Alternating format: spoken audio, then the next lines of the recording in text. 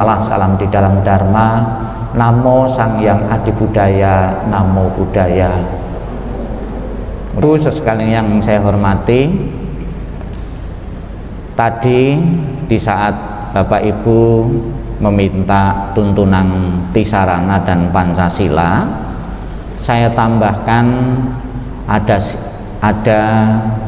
8 sila, ya, 8 latihan kemoralan, mengikuti dari beberapa wihara.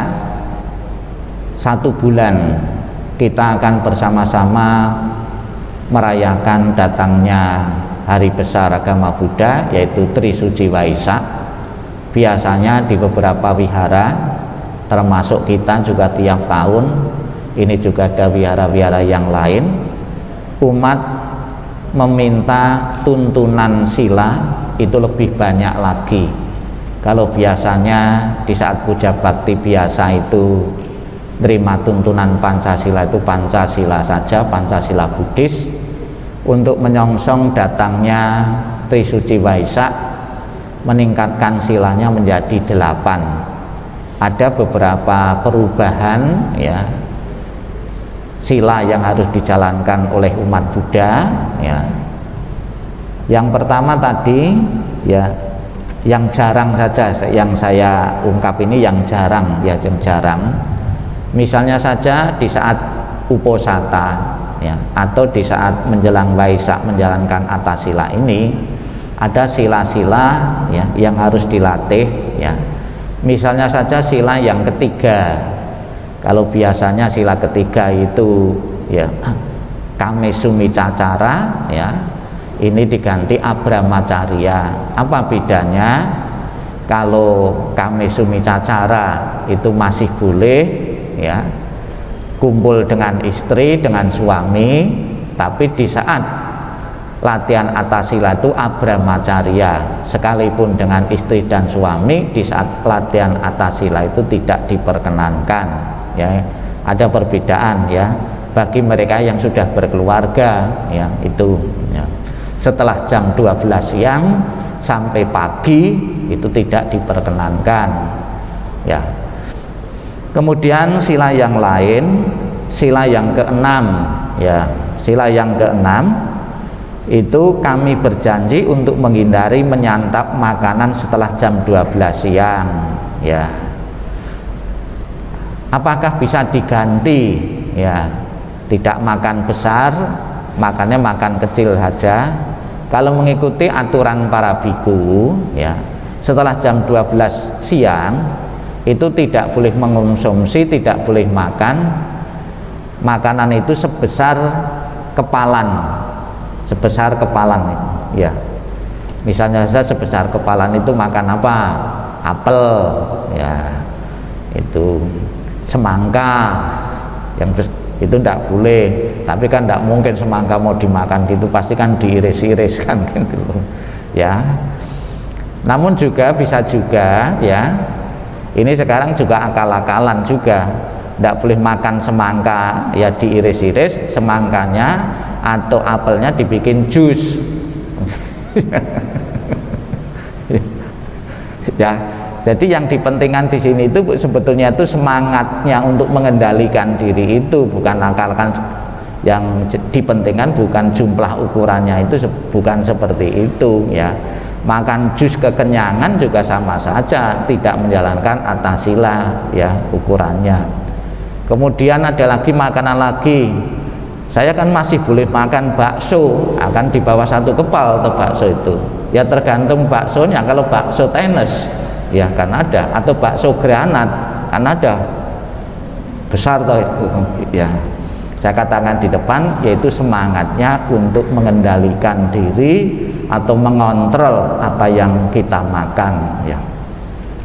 Jadi setelah jam 12 siang sampai jam 6 pagi Bapak Ibu tidak mengkonsumsi makanan, namun masih boleh minum, ya.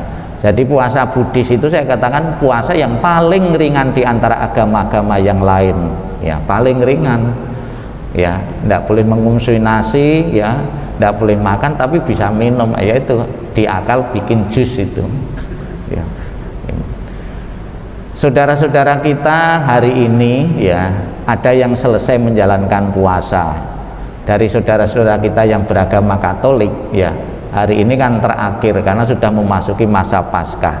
1 bulan yang lalu juga puasa mereka itu ya tidak mengurangi makan, dan ada yang jauh lebih berat, tidak makan makanan yang mengandung garam ya. Itu dikira mudah ya, sulit, makan tidak ada garamnya itu tidak ada rasa ya, dikira mudah. Belum tentu semua orang bisa ya. Ya, mereka berpantang makan garam, dan hari ini karena sudah memasuki Paskah mereka sudah selesai. Terus kemudian ada saudara-saudara kita yang saat ini masih menjalani puasa juga ya, yaitu saudara-saudara kita yang muslim ya. Ada yang mengatakan puasanya kan cuma dibalik saja. Maksudnya apa dibalik itu? Kau biasanya itu makannya umumnya itu di saat tidak puasa itu siang, dia makannya malam. Ya, itu juga tidak gampang ya, tidak mudah bagi orang yang memang ya kurang kuat keyakinannya ya, itu juga tidak bisa. Seolah-olah kan cuma dibalik saja, biasanya makan siang, ini makan malam kan gitu. Yang dipentingkan puasa adalah pengendalian diri ya, mengurangi makan ya. Kan tidak sedikit juga justru di saat bulan puasa ini ya, itu harga daging, harga telur, harga ikan justru naik karena konsumsinya lebih banyak lagi. Kita tahu bahwa kalau makan malam itu tidak ada amis-amisnya, itu seleranya kurang ya. Biasanya kalau di saat puasa itu tidak cukup sayuran hijauan itu, kebanyakan harus ada amis-amisnya, yaitu makanya menyebabkan harga daging, harga ikan itu ikut naik juga karena konsumsinya lebih banyak lagi. Tentunya seperti ini juga tidak sesuai dengan semangat puasa juga, tapi ya namanya orang banyak ya. Kemudian sila yang ke-7, kami berjanji untuk menghindari tari-tarian ya, terutama ini para pelatih nari ya kan loh. Bagaimana yang menonton itu juga sama saja menikmati tari-tarian kan gitu.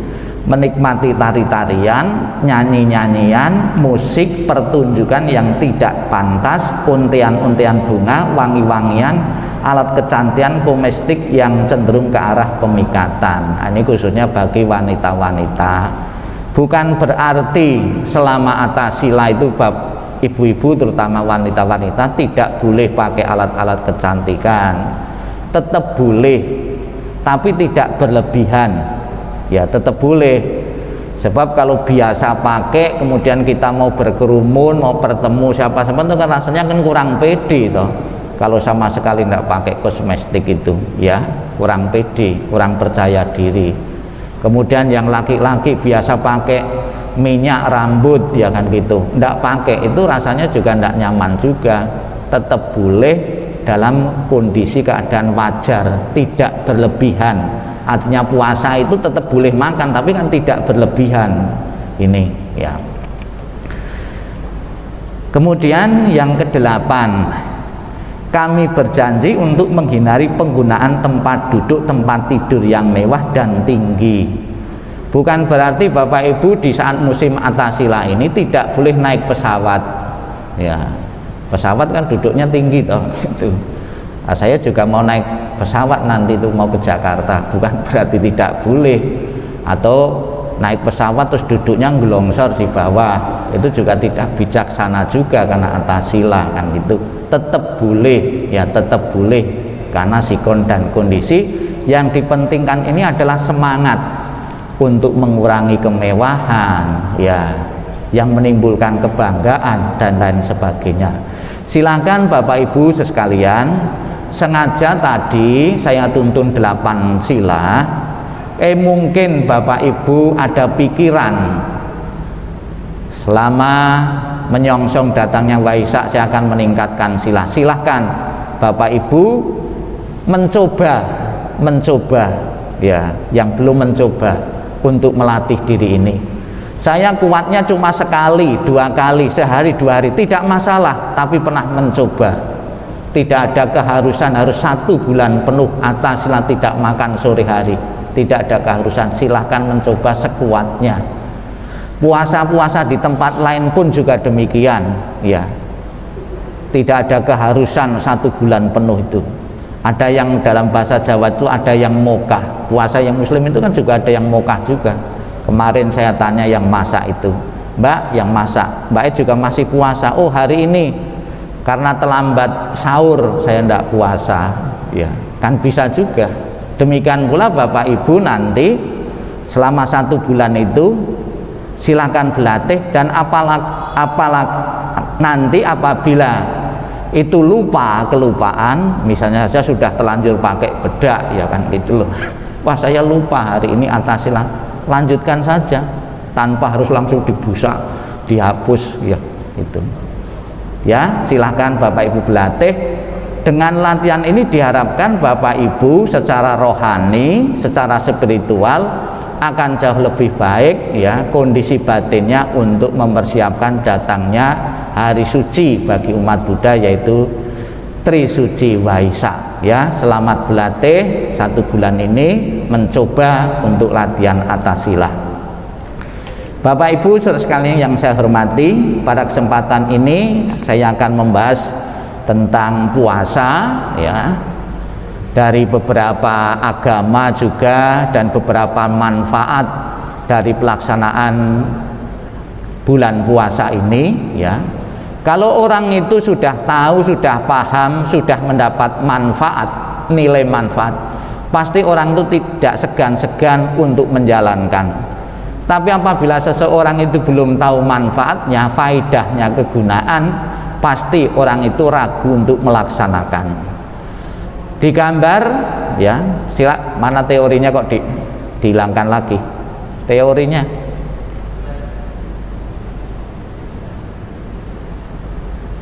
Bukan itu, depan lagi, awal-awal tadi, ya.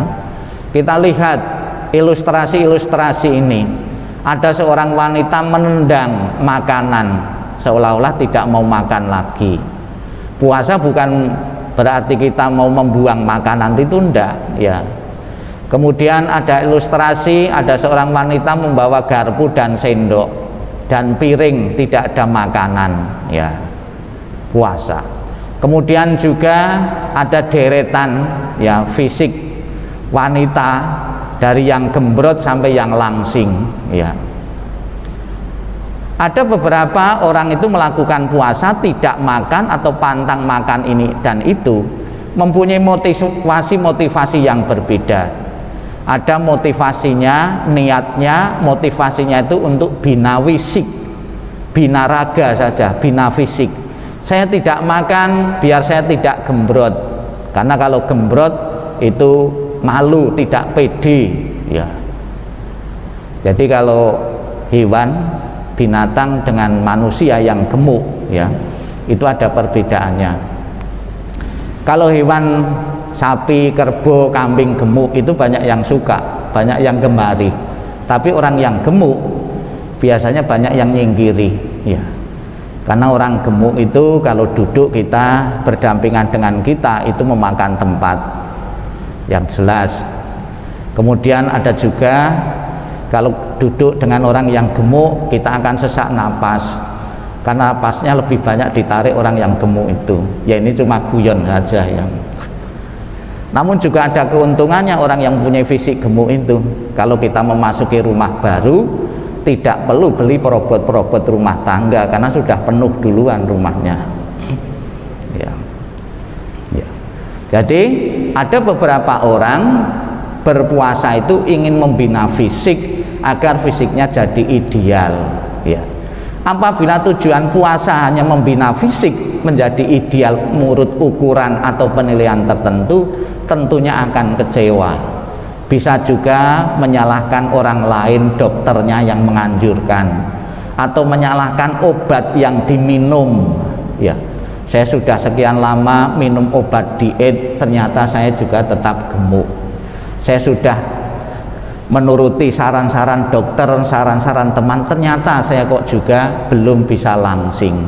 Ini kerugian apabila kita puasanya, tidak makannya itu cuma ingin membina fisik yang ideal atau langsing menurut ukuran kita atau penilaian kita. Namun apabila tujuan puasa itu tujuan untuk membina rohani, saya mengurangi makan hari ini atau beberapa hari agar saya bisa memberi kesempatan orang lain bisa menikmati makanan lebih banyak lagi. Motivasinya bukan untuk diri sendiri tapi memberi kesempatan orang lain. Saya tidak bisa berdana secara langsung, saya akan berdana kesempatan bagi orang lain, berpikir untuk orang lain. Otomatis kalau kita mengurangi makan, setidak-tidaknya dalam lingkup yang kecil keluarga kita, di saat kita puasa berarti kita telah memberikan kesejahteraan kepada anggota keluarga yang lain. Kalau lingkup yang besar berarti kita telah memberi kesejahteraan lebih besar lagi, lebih banyak lagi kepada masyarakat luas. Dimulailah dari lingkup yang kecil dahulu. Dengan kita berpuasa, kita melatih kepekaan, kepedulian kepada orang lain. Ini tujuan rohaninya, agar cinta kasih sayang kita jauh lebih berkembang daripada setiap hari bangun tidur sampai mau tidur waktunya diisi untuk makan terus. Ya, itu. Ya. Berpuasa adalah ya tidak makan, tidak mengonsumsi makanan tertentu ya dalam periode tertentu kan ya. Kalau kita terlalu panjang tidak makan, tidak minum ya, terlalu lama, ada beberapa cerita untuk mendapatkan satu ilmu atau kesaktian. Ada orang berpuasa beberapa hari, ada yang 1 minggu, ada yang 1 bulan ya. Kalau zaman sekarang tidak makan tidak minum 1 minggu 1 bulan bukan ilmu yang didapat, kematian yang didapat ya. Ya kalau cari ilmu ya sebetulnya itu tepatnya itu bukan tidak makan tidak minum, jauh lebih tepat lagi kita datang ke perpustakaan tempatnya ilmu di sini. Ya. Jadi berpuasa pun juga ada ukurannya, ya ada takarannya. Ya kalau terlalu lama itu tentunya akan berbahaya, berisiko bagi kita. Terlalu pendek 1 jam 2 jam saya tidak makan, ya ada manfaatnya tapi tidak maksimal ya. Menurut teori ya berpuasa itu didasari atas beberapa motivasi ya. Yang pertama ada motivasinya itu menjalankan ibadah atau tujuan keagamaan ya. Pada kesempatan ini kita akan atasila, memulai atasila dengan tujuan keagamaan, tidak makan, tidak minum, tidak makan ya. Setelah jam 12 siang masih tetap boleh minum, juga memberi kesempatan yang lain agar bisa sejahtera. Kemudian yang kedua ada tujuan medis. Ada beberapa penyakit-penyakit tertentu ya itu disembuhkan atau bisa sembuh karena kita berpuasa ya. Kemudian yang ketiga tujuan politik ya. Nanti saya ambilkan beberapa contoh. Misalnya saya mulai dari contoh yang ketiga, berpuasa dengan tujuan politik. Ini pernah dilakukan oleh Mahatma Gandhi ya di India. Waktu ada pemilu di sana, Gandhi sebagai bentuk protes kemudian berpuasa. Karena yang berpuasa itu tokoh besar ya, orang besar, mempunyai pengaruh yang besar, tentunya pihak kolonial Inggris pun juga ketakutan juga ya. Ini melalui protes ya dengan berpuasa. Kemudian ada lagi, mungkin Anda sekalian juga pernah mendengar di kalangan mahasiswa-mahasiswi di lingkungan kampus juga ada mahasiswa-mahasiswi yang berpuasa, misalnya protes karena menganggap rektor atau pimpinan di kampus itu tidak adil, kemudian ada penyelewengan dan lain sebagainya, menuntut mengundurkan diri rektornya ya dan lain sebagainya. Ada beberapa mahasiswa juga mogok makan ya, tidak makan ya, tidak minum ya. Kemudian juga tidak diinfus ya. Ada lagi di kalangan anak-anak ya, bagi ibu-ibu bapak yang punya anak-anak mungkin juga pernah mengalami ya, pernah melihat sendiri anak-anak mogok makan, tidak mau makan, mungkin alasannya makanannya tidak cocok ya. Bisa juga dijanjikan sesuatu tapi orang tuanya lupa untuk memenuhi janjinya, mau dibelikan sesuatu tapi lupa ya, itu anak-anak juga bisa mogok makan, tidak mau makan seharian ya. Orang tua ketakutan, terutama orang tua yang di kota. Kalau di desa ya anak-anaknya mogok makan sehari 2 hari malah do seneng ya gitu. Irit ya. Biarkan saja, mau tahan berapa lama kan gitu. Nah, kalau di kota biasanya kekhawatirannya lebih tinggi karena ya. Ada lagi dunia hewan dan binatang ya, itu juga berpuasa karena keadaan. Ada beberapa anjing liar ya, kemudian kucing liar itu juga berpuasa karena tidak ada yang ngasih makan. Kapan hari saya juga pernah melihat seorang ibu pencinta anjing, pencinta kucing itu rekreasi di salah satu tempat, kemudian lihat ada anjing itu kelaparan berkeliaran itu, kemudian dia ngambil makanan ya, makanan jatah mereka, kemudian dikasihkan anjing ini, terus dia masuk ke mobil, satu mobil dengan saya. Di dalam mobil itu nangis.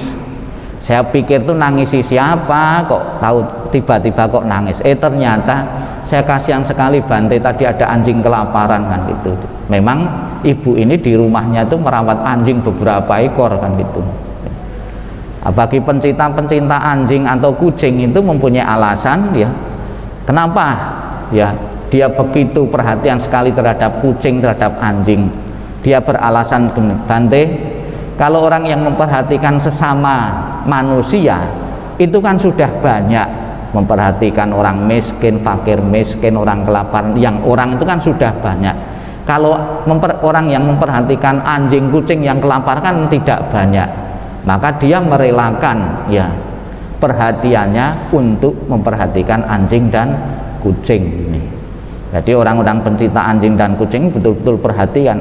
Bahkan ada juga yang diperlakukan seperti manusia anjing itu. Kapan hari saya mengikuti kremasi mayat di salah satu tempat ya.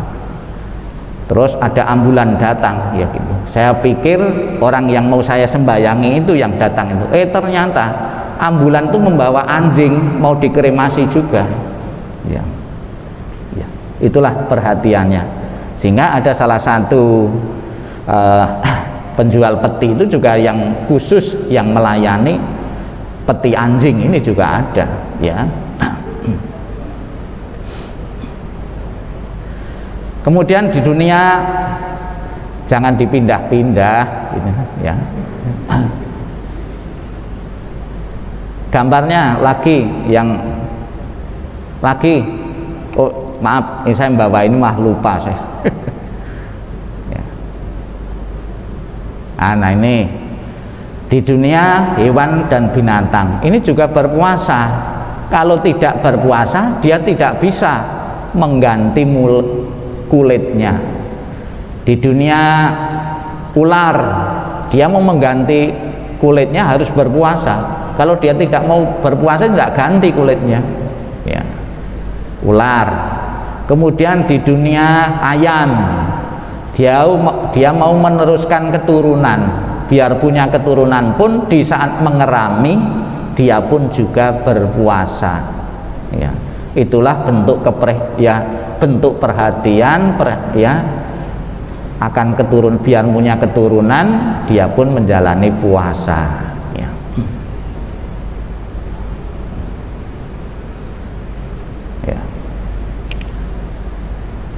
Penelitian ilmiah telah membuktikan bahwa berpuasa secara teratur untuk periode singkat baik bagi kesehatan, walaupun puasa panjang lebih dari 3 hari dapat berbahaya ya.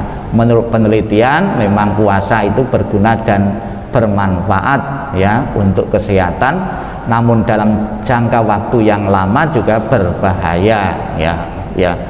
Tentunya sebaiknya juga sebelum berpuasa atau di saat berpuasa juga harus konsultasi dulu dengan dokter ya, puasanya pantang makanan ini itu perlu saya teruskan atau tidak. Ada seorang ibu ya, karena takut kadar gulanya tinggi, karena waktu periksa kan tinggi, kemudian ibu ini pantang atau mengurangi makanan-makanan ya.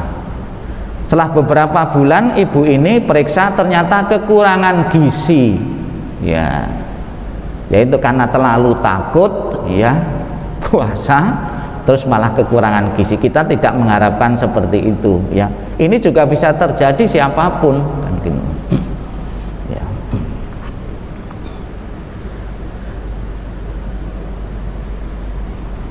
Nah, ini manfaat dari puasa. Manfaat puasa baik untuk kesehatan jantung dan pembuluh darah, mencegah obesitas atau kencing manis, meningkatkan kekebalan tubuh dan menyehatkan ginjal ya, dalam ukuran-ukuran tertentu. Ini selebihnya ada beberapa manfaat puasa bagi kesehatan ya, ada kurang lebih 11 ya, 11 ya, ada 11 ya. Membantu penyerapan gizi, menambah energi, menyeimbangkan gizi dan lain sebagainya ya. Ini manfaat puasa dan juga kerugian ya, kelemahan berpuasa. Tadi manfaatnya ya, puasa menyebabkan kenaikan asam lambung sehingga dapat mengakibatkan mah. Ada beberapa orang yang menjalani puasa beberapa hari batal, sengaja membatalkan diri karena lambungnya tidak kuat. Ada juga yang tidak kuat, itu bisa muntah-muntah ya. Orang berpuasa rentang mengalami dehidratasi ya. Kemudian dehidratasi, kelaparan atau kurang tidur selama puasa juga dapat menyebabkan sakit kepala. Ini pernah dialami oleh beberapa orang ya, karena berpuasa fisiknya tidak kuat. Kemudian ada satu lagi, kalau Bapak Ibu pernah berteman dengan orang yang puasa, itu bau mulut ya, menimbulkan bau mulut yang tidak sedap orang puasa itu ya. Lebih-lebih pada malam hari atau subuh ya, itu puasanya sahurnya itu pakai pete ya. Itu bau mulutnya semakin menyengat ya.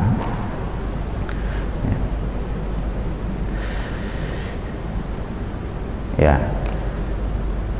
Kemudian kita berlanjut puasa keagamaan, tujuan keagamaan. Di zaman Sang Buddha ada sebuah aliran, sampai sekarang juga masih di India, ada aliran Jainisme, mempraktekkan beberapa puasa ya sampai mati ya. Yang menjalani puasa karena terlalu lama, terlalu ekstrim sampai mati, ini pernah dipraktekkan oleh Sang Buddha. Sang Buddha kan juga pernah sekarat ya, pernah mengalami kematian karena betapa ekstrim ini. Namun saya pernah mendengar teori yang lain. Di India sekarang ya, Mahkamah Agung di sana itu sudah melarang, bikin peraturan puasa yang sampai mati tidak boleh lagi. Itu ada ketetapan pemerintah dari Mahkamah Agung di India, tidak boleh ya. Ya sekali kan ada juga orang yang percaya mati selama puasa itu langsung masuk surga. Karena ada juga wong ada yang perang saja mati perang itu masuk surga. Ini lebih-lebih puasa sampai mati juga ada yang punya keyakinan langsung masuk surga ya. Ya. Ada lagi kan mati dalam perang atau mati membawa bom, kan juga ada yang keyakinan masuk surga ya, mati sah. Kembali ya. Ada seorang dokter ketika ditanya ya, apakah obat yang paling baik itu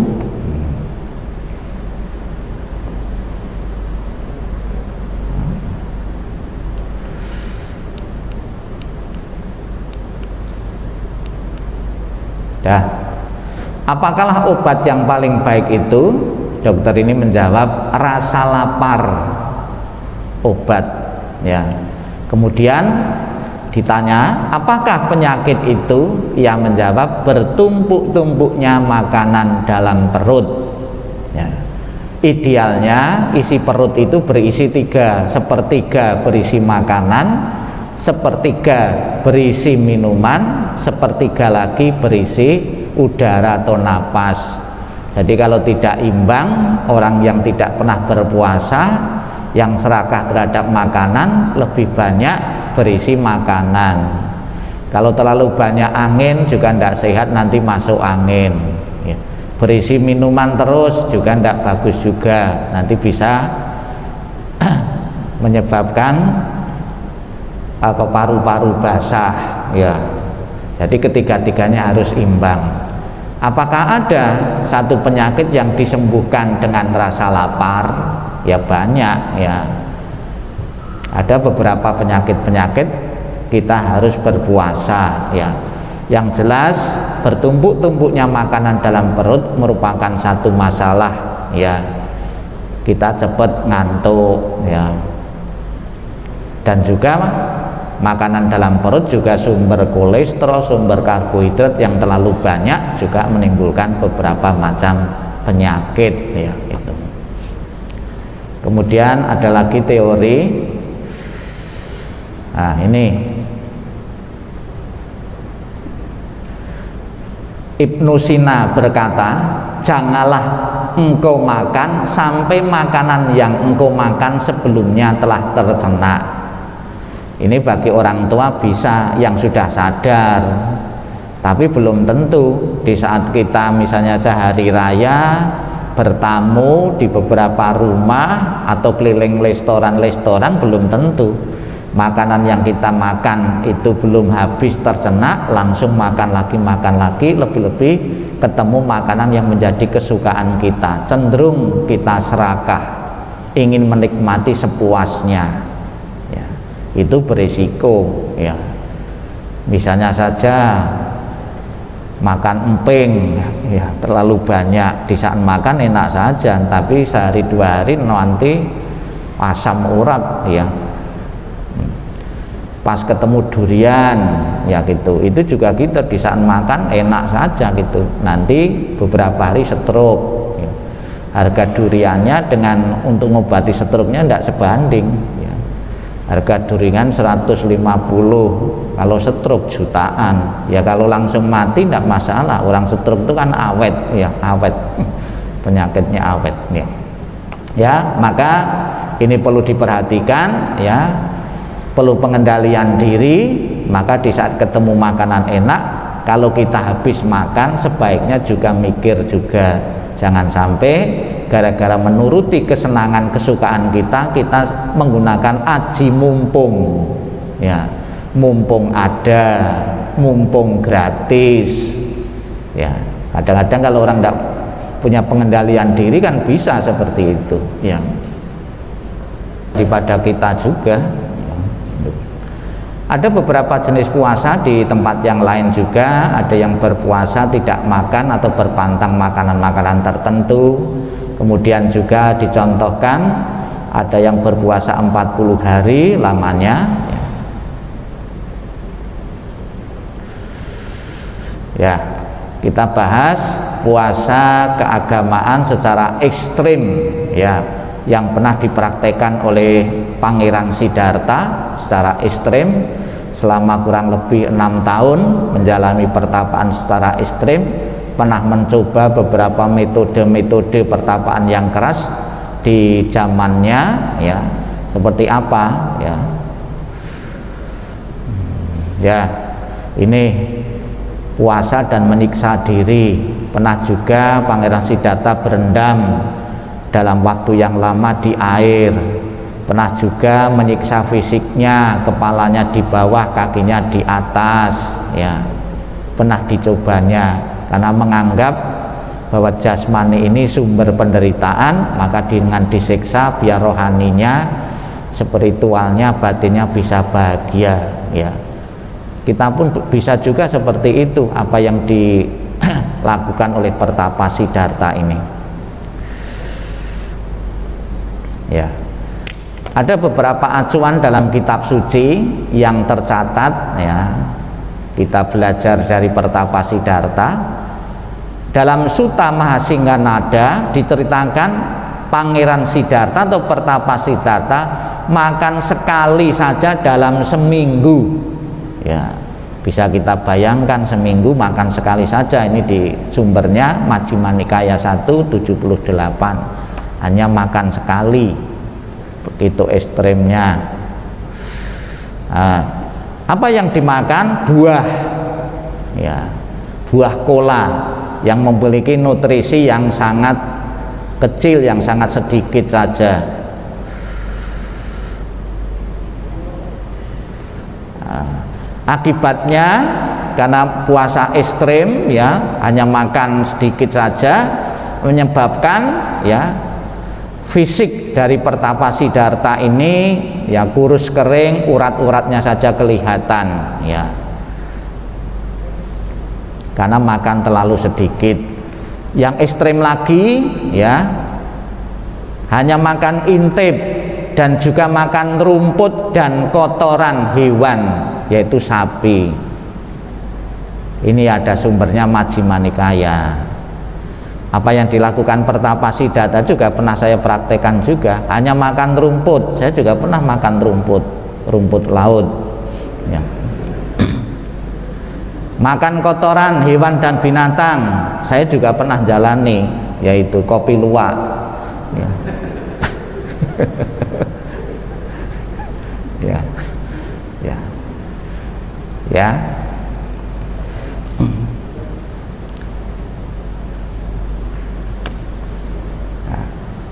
Saya keluarkan dengan memakai sumbernya ini, ya. Jangan sampai ada umat Buddha yang jarang membaca kitab suci itu menganggap bantenya itu melecehkan atau merendahkan Pangeran Siddhartha gini. Ini kan baru makan rumput, baru makan kotoran hewan. Ada lagi yang lebih ekstrem lagi, ya. Makan kotorannya sendiri dan minum air kencingnya sendiri. Itu kan sangat ekstrim sekali, ya. Kan belum pernah saya mendengar di zaman sekarang, ya, karena ekstrim makan kotorannya sendiri.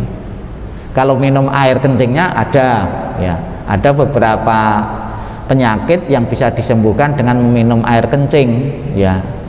Ada orang yang cerita sakit jantung, ya, orangnya sering kambuh-kambuh, begitu dia suka, ada yang ngasih tahu minum air kencingnya sendiri, ternyata kambuhnya itu jadi jarang. Ada yang umur 94 tahun, apa resepnya kok bisa sampai 90 tahun? Dia menjawab, saya suka minum air kencing saya sendiri. Ya, air yang pertama itu katanya, air pertama langsung diminum. Ya, tentunya air kencing yang bukan habis makan pete dan jengkol, ya. Begitu ekstremnya, ya. Saya sengaja keluarkan sumbernya di kitab suci seperti ini, sebab ada juga yang menganggap, ya, bantenya itu pelecehan. Masa orang yang dijunjung tinggi Sang Buddha kok makan kotorannya sendiri, gitu. Ada yang tidak menerima gitu, ya, karena kitab suci itu kan tidak gampang seperti kita, ya, disadarkan oleh seorang penyanyi ronggeng, ya, ya, melalui, ya, syair, ya, ya, kemudian menyadarkan bahwa segala sesuatu yang kita lakukan tidak boleh keterlaluan, ya, kesimpulannya, ya, menyadari sia-sianya menjalankan pertapaan, ya, menyiksa diri, puasa dengan ekstrem, kemudian mulailah mengkonsumsi makanan dengan ukuran yang wajar. Sampai sekarang pun para biku pun juga melestarikan puasa apa yang dilakukan oleh Sang Buddha itu, makan secara wajar. Para biku pun di hari-hari tertentu, di hari-hari uposata, ya, dan juga para umat membatasi yang dimakan, yang diminum. Misalnya saja kalau sore tidak makan, minum jus para biku, ya, tapi tidak boleh minum susu. Di Thailand itu tidak boleh minum susu, ya. Kemudian, ya, juga bagi para biku-biku yang sedang sakit, ya itu juga ada keringanan-keringanan, ya tidak ada keharusan untuk berpuasa, ya bisa diganti mengkonsumsi madu, gula dan makanan-makanan yang lain, ya. Apa tujuan Sang Buddha, ya, melatih para siswanya untuk berpuasa? Ternyata bukan semata-mata, ya dikatakan, Sang Buddha mengatakan demikian, saya tidak makan pada sore hari, ya, sehingga saya terbebas dari penyakit dan penderitaan, menikmati kesehatan, kekuatan dan kenyamanan, ya. Aturan ini, ya, sebetulnya dilatar belakangi juga karena tidak mau merepotkan umat, ya, tidak mau merepotkan umat. Ada satu cerita, pada malam hari seorang samanera, ya, itu tetap berpindah patah mencari makanan sampai ngetok-ngetok pintu umat. Ada umat yang merasa terganggu. Dari latar belakang itulah Sang Buddha menetapkan para samanera, para biku, kalau sore hari tidak boleh berpindah patah, ya. Jadi Bapak Ibu juga bisa mendukung latihan para samanera ini, ya, bahwa sore hari tidak wajib, ya, para umat untuk berdana makanan kepada biku. Bagaimana kalau bikunya sendiri yang mau atau yang pesan, yaitu urusan masing-masing, tapi kita sudah ngasih tahu umat tidak wajib untuk berdana pada malam hari atau sore hari. Kapankah Bapak Ibu sekalian yang saya berikan, semoga Bapak Ibu benar-benar bisa melatih diri menjalankan atasila dan nantinya kita mempunyai kelayakan dalam menyambut datangnya Trisuci Waisak 1 bulan yang akan datang. Namo Sang Hyang Adibudaya, Namo Buddhaya.